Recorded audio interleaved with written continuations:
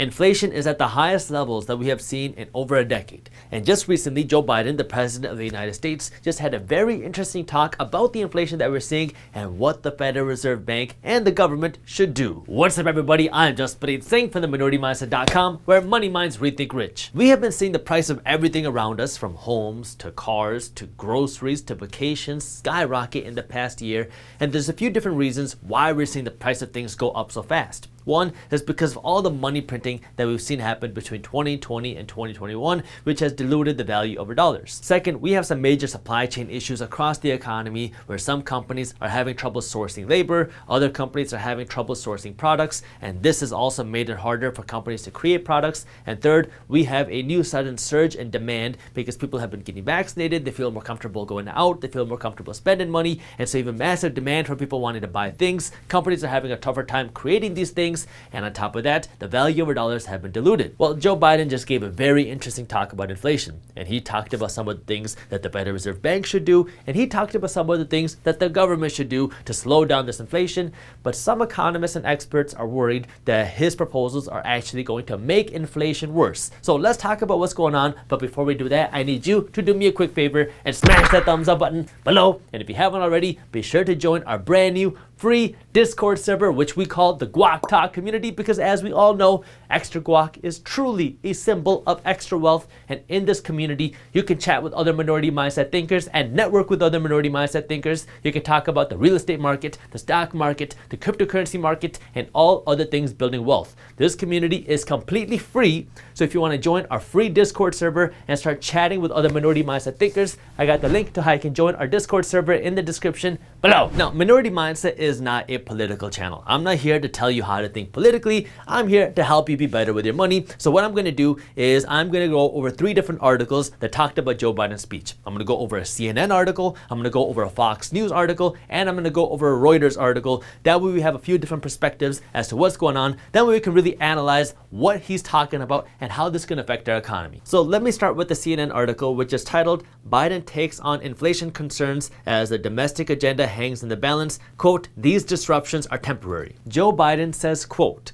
"Our economy has come roaring back and we have seen some price increases. Some folks have raised worries that this could be a sign of persistent inflation, but that's not our view." So far, this all sounds pretty familiar because the Federal Reserve Bank has been saying the same thing again and again and again. They keep saying that this inflation that we're seeing is transitory. Joe Biden goes on to say that, quote, "My administration understands that if we were to experience unchecked inflation over the long term, whatever the long term is, that would pose a real challenge to our economy. So while we're confident that is not what we're seeing today, we're going to remain vigilant about any response that is needed." So that's what Joe Biden says about inflation. He says the price of some things have gone up, and because of this temporary inflation that we're seeing, he says that we need to pass a $4 trillion spending bill, which will help the United States government improve our economy. The article says that Joe Biden continued to push his infrastructure proposals, arguing that his investments would help drive down prices for Americans and help the U.S. economy bounce back from this pandemic. I'm going to analyze all these things a little bit later in this video, but essentially what he's saying is that our economy is still facing some struggles. We are seeing some temporary inflation, and in order to fix this inflation and to get our economy back and running, our United States government needs to be more involved, and it needs to fix our infrastructure. That way we can fix our economy, and this has a price tag of around $4 trillion. Not surprisingly, some people are not happy about his spending proposal, and they say that, quote, "It will bring the end to capitalism."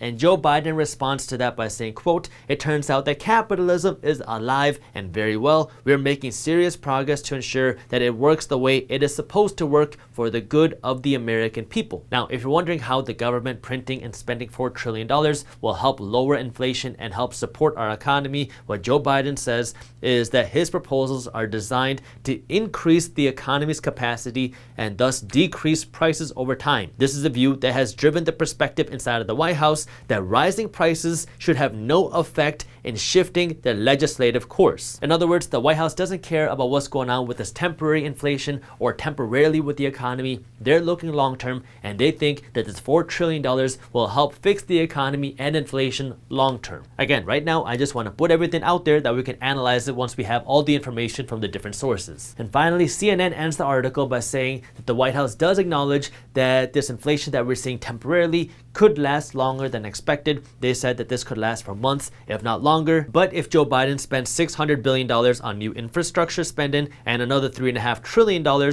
in education and home care and paid leave, this will help stimulate our economy and then bring prices back down and stabilize prices in our economy. So that's CNN. Let's switch it up a little bit. Fox says that Biden insists massive government spending will tamp down inflation. So a difference in opinion there. So this article also starts by quoting Joe Biden's speech where he says, quote, "Look, we brought this economy back from the brink. There are going to be ups and downs, and the reality is you cannot flip the global economic light back on and not expect this," talking about inflation, "not to happen. As demand returns, there's going to be global supply chain challenges." Now the article talks about how just about a week before this speech by Joe Biden, the White House came out and they said that we are seeing the highest inflation that we have seen in more than a decade. I think it's been 13 years since we've seen inflation at the levels that we're seeing now, and this includes the price of goods and services. So the overall price growth of stuff that we're experiencing right now is the highest that we've seen in 13 years. But if you take out gas and oil out of the equation,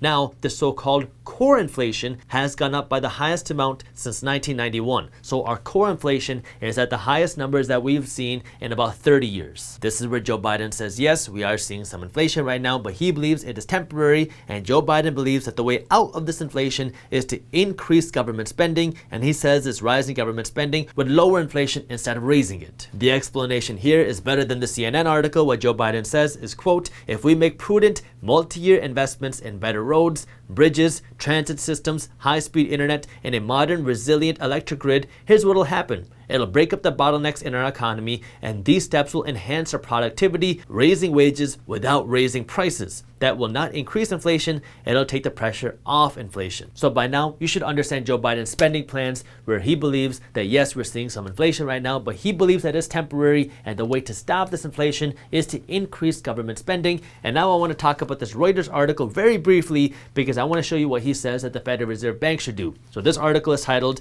"Biden says inflation is temporary. Fed should do whatever it deems necessary for recovery." So going on to the Federal Reserve Bank, Joe Biden says that he told the Federal Reserve Bank that the Fed is independent and they should take whatever steps it deems necessary to support a strong and durable recovery, aka keep printing that money. The interesting thing about the Federal Reserve Bank is they control the monetary supply of the United States, and they can control interest rates, and they work with the United States government to print money when the government needs money. The reason why that's interesting is just like what Joe Biden emphasized. They are a separate entity, independent from the government. So the Federal Reserve Bank is not federal. That's what Joe Biden says. That's what the Federal Reserve Bank says on their website. It is not a reserve because they don't keep cash reserves in a vault somewhere, and they're not a bank because you and I can't go and bank there. That being said, the Federal Reserve Bank has a lot of power and influence on our economy and monetary system, and the Federal Reserve Bank is kind of in line with the government. They say that this inflation that we're seeing is transitory. They keep saying that it is temporary, and more recently they've said that this inflation that we're experiencing is worse than what they expected, and it might last longer than what they expected. But again, they say that they're not going to change any of their plans yet, and they said that they're going to keep printing that money and keep propping up our markets, because every single month they are still printing hundreds of billions of dollars and injecting this money into our markets to keep our asset markets afloat. So now let's analyze this and talk about what's going on. First, what is inflation? Inflation, everybody thinks, is when the price of things go up.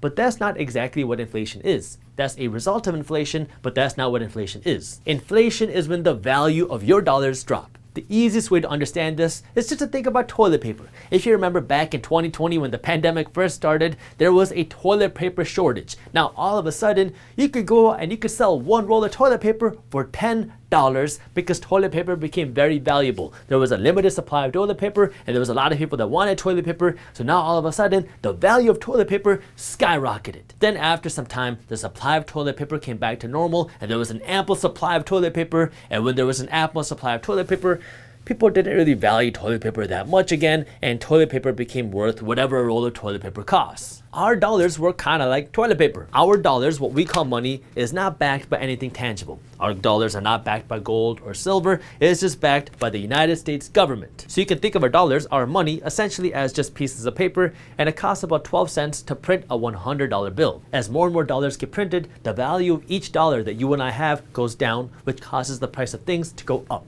to really understand this, let's assume that we are on a new planet or a new world. And I'm gonna draw you right here. For our male followers, I'm gonna draw you a nice mustache. And for our female followers, I'm gonna draw you a nice braid, or as we like to call it in my native language, Punjabi, a gut.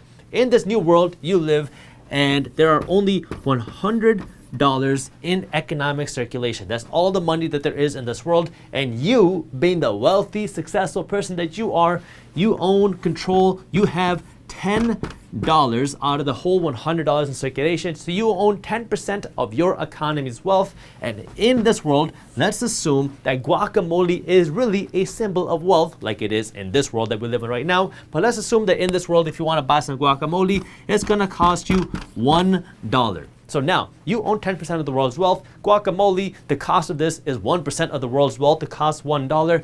And now you're going on living your life. You have your money, you're rich, you're doing your thing.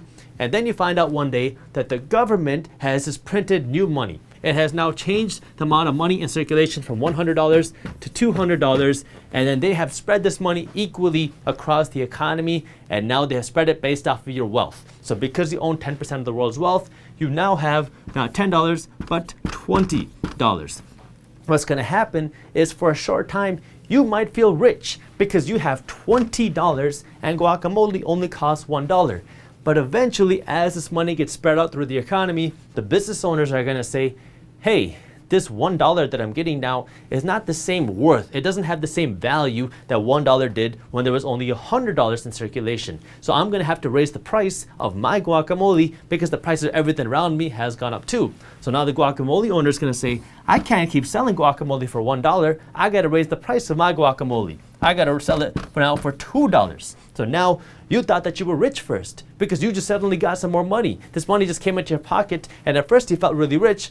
But then after a while, you realize that you're no wealthier now than you were before because the price of everything else around you has doubled by the same amount of money that was printed. So inflation is when the value of your money goes down here because of money printing, which causes the price of other things like guacamole to go up. But you also have other reasons which would cause the price of things to go up. Like for example, let's say this guacamole owner has a very bad crop one year. His fields don't grow and barely any of his trees grow avocados. And now in order for him to make any money, he's going to have to sell his guacamole for way more because there's such a limited supply of avocados. So that is a supply chain issue, and that could cause him to raise the price of his guacamole from $1 to $2 or $3 or whatever. And so that's your supply chain issue. This is what we're seeing happen in our economy right now. Yes, we have all this money printing that happened between 2020 and 2021, but we're also facing a whole bunch of supply chain issues, and companies are also facing a labor shortage because there are millions of people that are unemployed, and many companies are struggling to find labor, to find work, and because of that, they're having to raise the price of their stuff. And third, the issue that we're facing right now in our economy is we have this massive demand for people wanting to buy things because in 2020 and 2021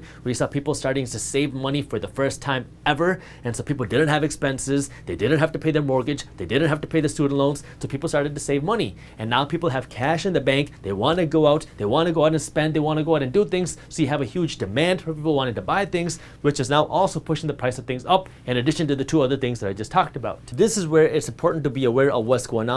That way you can make smart decisions based off of what's going on around you. We are facing inflation right now. We are seeing the price of everything around us, from our rents, our home prices, to groceries, to vacations skyrocket.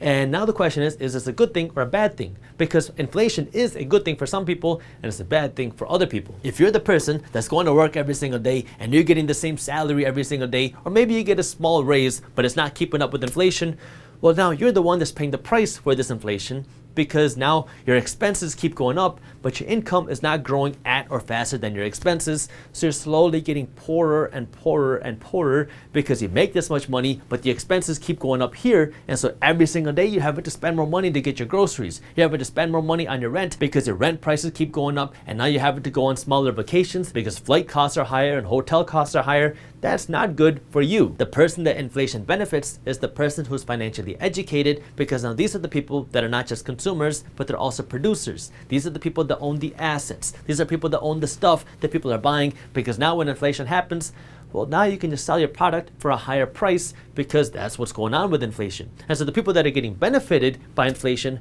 are the people that are financially educated. It's the producers, it's the investors. This is why I keep saying financial education is so important. That way you can be on the winning side of the equation instead of being the person that's constantly paying the price. Now, before I get into what's going on with these proposals, if you are interested in learning more about money management and building your wealth and having this financial education, our team put together an amazing guide that walks you through this type of money management and building wealth and financial education, the things that we should have learned when we were in school. This guide is completely free when you sign up for our daily newsletter. So if you want to read this guide and start building your financial education, I got the link to how you can download this guide for free in the description below. So here's the situation that we're in right now. For months now, the Federal Reserve Bank has come out and said again and again and again that the inflation that we're seeing is transitory. It's just temporary. Most recently, the Federal Reserve Bank has come out and said, yes, this inflation is still transitory, but it's worse than expected. It might last longer than expected, and we are a little bit worried about it. And so that's when the Federal Reserve Bank started to hint at potentially doing things to mitigate inflation. Because right now what the Federal Reserve Bank is doing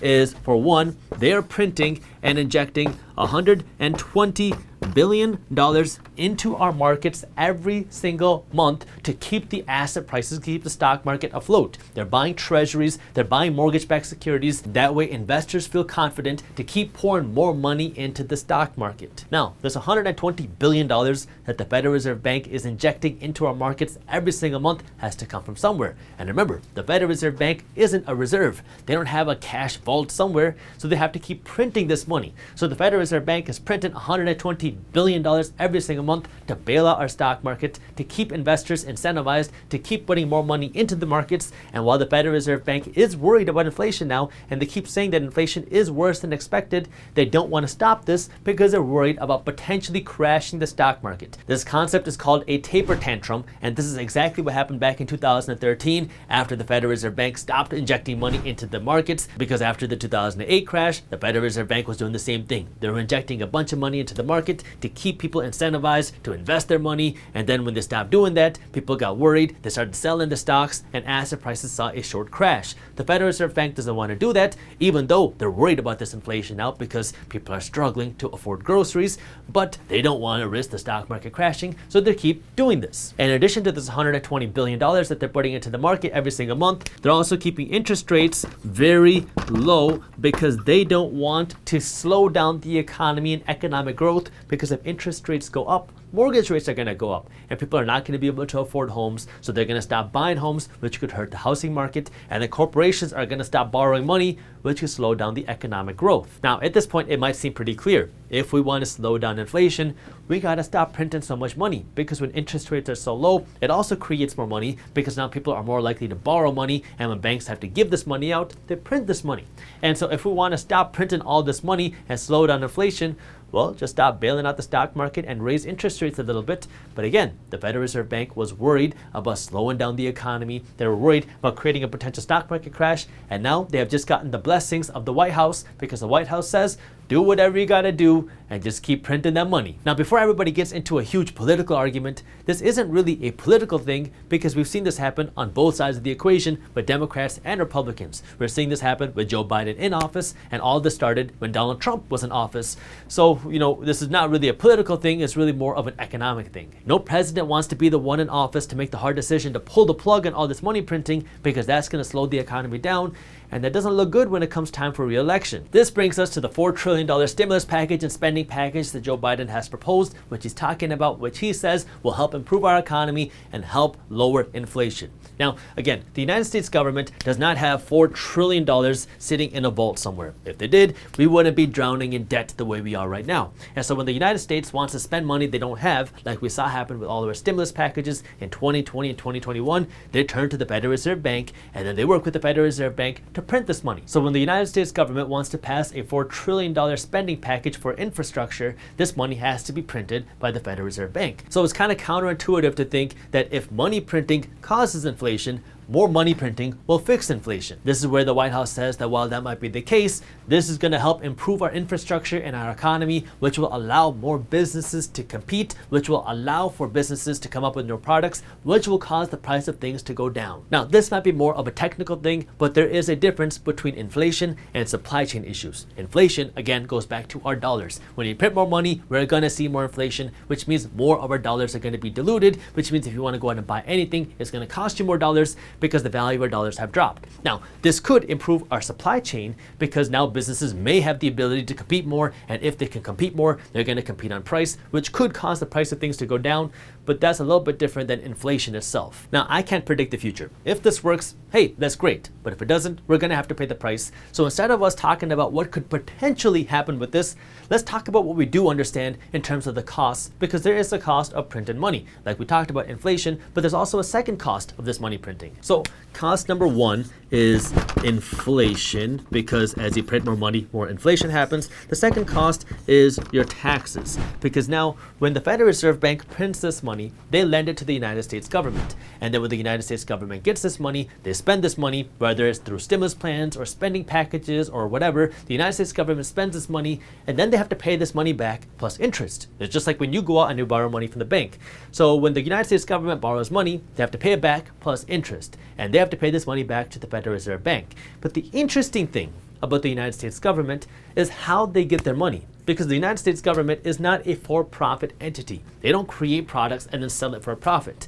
They get their money from people like you and me. When you and I go to work, we have to pay taxes. So the United States government gets their money from taxes, and if they borrow more money, that means now their monthly minimum payment is going to go up. Just like if you go out and you spend a whole bunch of money on your credit card, your minimum payment is going to keep going up. So as the United States government goes out and borrows more money, they're going to have to pay more money back plus interest, which means more of your future tax dollars are going to be going to pay back borrowed money instead of being used in a way that can improve your lifestyle today. So anytime you hear of the United States government going deeper into debt, just think of the minimum payments going up, which means more of your future tax dollars are going to be used to pay off the previous debts instead of being used to improve your lifestyle today. And so if the United States government wants to work harder to improve our lifestyle today, they're either going to have to go borrow more money, which is what they're going to have to do here, or they're going to have to raise your taxes, because that's the only way they can have more money right now in order to spend this money to improve our lifestyle today. So now going back to the problem that we're trying to solve,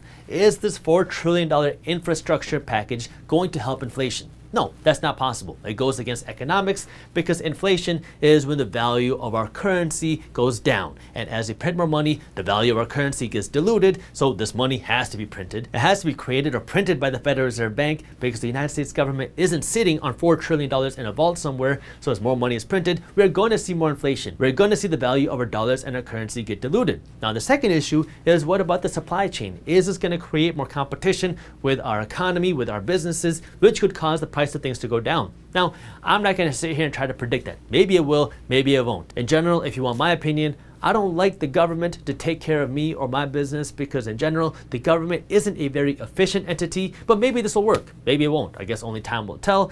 And so that's something that we have to pay attention to. If you enjoyed this video, here's a video on how to start generating passive income that I think you'll love. And while you're at it, download our free money management PDF. And as always, keep hustling.